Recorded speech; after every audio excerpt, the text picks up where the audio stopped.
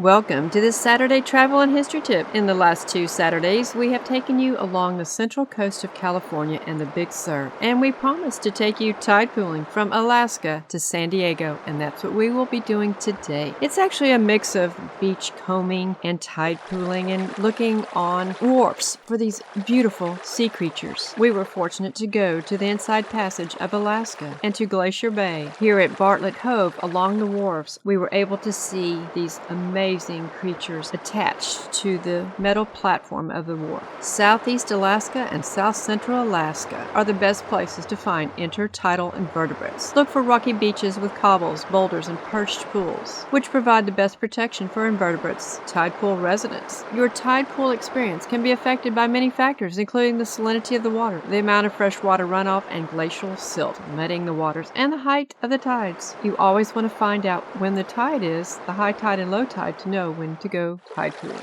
There are usually 2 high and 2 low tides daily on the west coast. The times for high and lows shift about 50 minutes later on subsequent days. This means if high tide is at 9 a.m. one day, it will be high at about 9:50 a.m. the next day, and around 10:40 a.m. the next, and so on. To see these beautiful creatures, you must be there at the perfect time, or wait a while, which we've often done. Other places to see these beautiful creatures are special aquariums, like the one we went to in Juneau.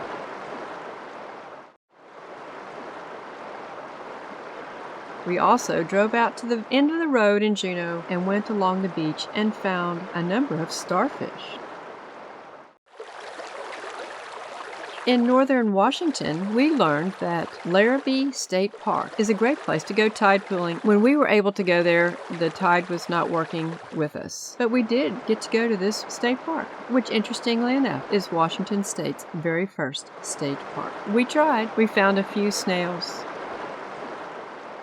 The 41-mile Hidden Coast State Scenic Byway is a great roadway to explore secluded beaches and to explore tide pools at low tide. The byway ends in the Quinault Indian Nation at Taholah, where the Quinault River dumps into the Pacific Ocean. We spent several hours before sunset at Roosevelt Beach, south of the town of Pacific Beach. Our intent was to observe sea urchins in tide pools at low tide. We were rewarded with a bounty of the green and pink anemones and a lot of black mussels clinging tightly to the varying size sea stacks, and we have actually gone back to Roosevelt Beach because it is such a spectacular place and one of the most photogenic beaches we've ever been to.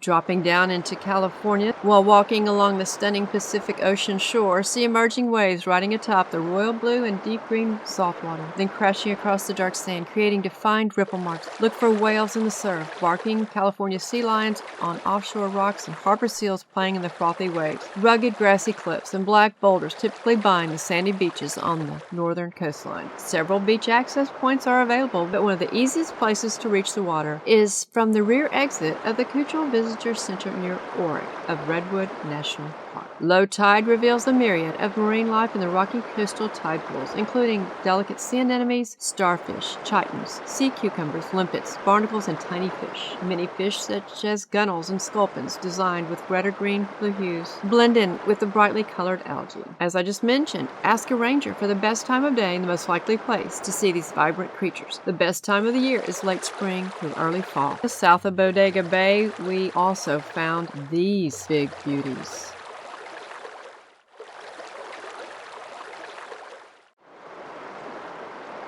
The Montana de Oro State Park is famous for its tide pools. This amazing state park has over 8,000 acres of open areas with miles of coastline and bays. There are a few bays there that are lined with high rocks and rough areas. This makes an ideal location for tide pools. Whenever you're in a region like this, be sure to research. There is usually a lot of good information, or call park rangers and ask them the best times. Determine what time low tide and high tide are so you know when to exactly plan your visit.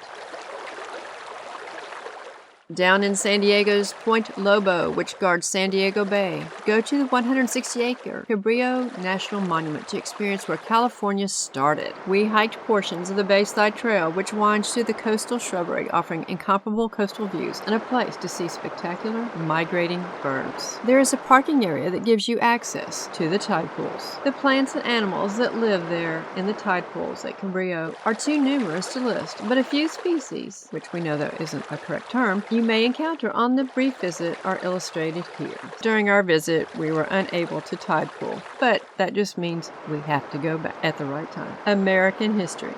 Learn it. Love it. Appreciate it. Don't let them steal our history. Share our American history. If you appreciate our content, tell others and repost on your social platforms. Thank you.